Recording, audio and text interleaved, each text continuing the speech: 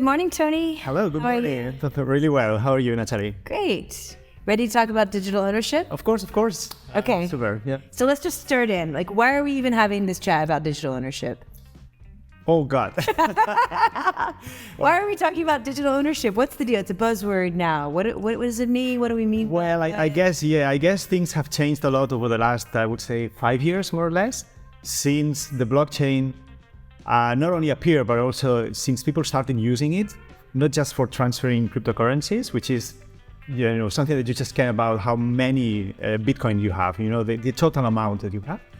People in 2017, they started using it as well to, store things that you can own, but where you care about which particular thing you own. So it's not the same owning three cars, one of which is a Mercedes, or the other is a Ferrari, and the other one is a Seat.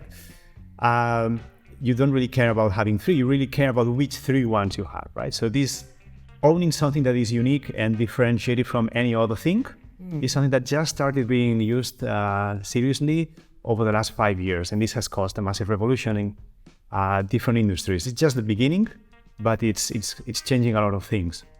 Okay, interesting. So how do NFTs ensure the authenticity of digital assets and unique ownership? All right, so at the technical level, what you're doing is just writing in a computer that is shared by everyone and that is decentralized, permissionless, like Ethereum, for example. There are a number of them. You're just writing there. This serial number is owned by this Web3 address, by this person that controls this Web3 address. It's basically assigning a register in this computer to someone. But not only that, you're also trying to say what that identification number, what that serial number actually refers to. So is that serial number identifying a car? Is that identifying a sword in a video game, or something related to a loyalty program? So you're also trying to store that, right? The ownership of that is very clear. It is written in the blockchain. What that really describes is really not so clear, but people are starting to use it as if it was clear as well, let's say. And they started using digital ownership in that sense, in that, that I own this serial number. And each one is unique. And each one is unique, yes. So if you ask the blockchain, okay, this serial number, what does it describe, right? There are different means it has to describe. Eventually it will describe whether it's an axe, whether it's a loyalty program's card, what that really is. So yeah, they are all unique, identifiable, and with their own history and their own past and their own future. So yeah, they are all unique. This is super, super important. And so blockchain technology has really enabled this to exist at all, this concept? Exactly. So in the past, in digital applications, you used to own things, right? In a video game, when you enter a video game, you control a character. The character is yours, in a sense. The character may have a costume or something you've bought for the character, and that's supposed to be yours as well, right? The big difference is that in the past, before the blockchain, you were not allowed to transfer that for real money. Even if that could have been some, a character or costume that was super useful or super valuable to others, you would not be allowed to transfer that for real money. And the reason was that if, those things were stored in the past in the game servers, right? If we're talking about a video game.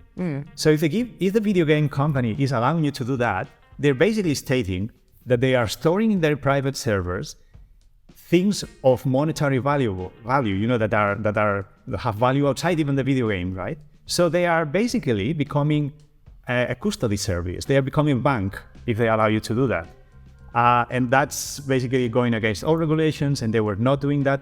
They knew there was a lot of interest. People, companies tried to do that in a legal way, and it took a massive amount of time and it never really succeeded.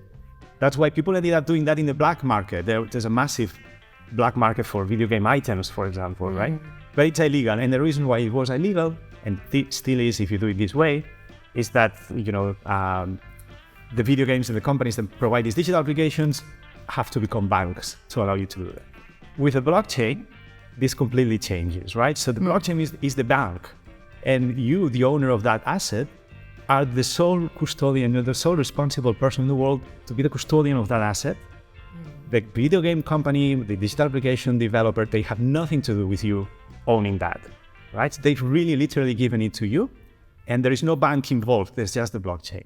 So you can really, for the first time, without an infrastructure, without a huge, massive amount of lawyers in your team, you can actually build applications that just give these things to users, let them trade them if they want for monetary value. They can do many other things in the blockchain, and run your application legally and with confidence. Got it. So this is really this kind of concept of empowerment of users, or putting the power back in people's hands by literally giving them like real, genuine ownership without it being tied to something, some kind of greater power, some corporate structure, some sort of... Exactly. So this completely changes the paradigm. What's happening now is that people have started to acquire these things. Some of them for a very expensive price, some of them for a very reasonable price. People are starting to build, like their baggage of items they've been buying from video games, from artists, from people they really love, things that matter to them. So they have all that, and from different applications, right?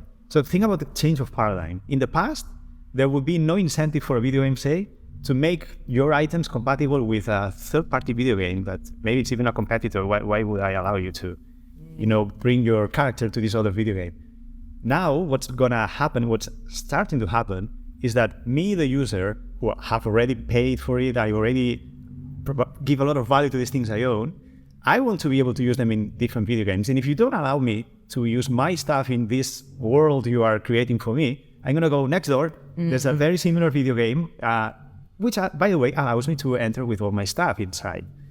So suddenly, video games are starting to have all the incentives to allow these things you've been acquired, these NFTs, to be imported in their video games. To all these compatibility issues between, how am I gonna bring a 3D thing from this video game to this other one? Those are gonna be gone in 2 years' time at most. They're starting to work on that to make compatible, right? Because for the first time, there is incentive for all the industry to be compatible with these things, these digital things that you are buying from everywhere in the world.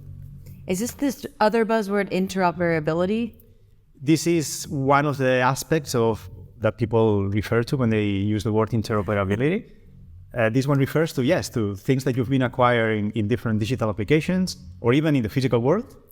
How am I going to use them in other applications that I've never thought of, so that I would be appearing there with my Nike shoes suddenly in Fortnite or things like this. So interoperability, one of the aspects is how to make these things compatible in these different metaversive worlds and digital applications.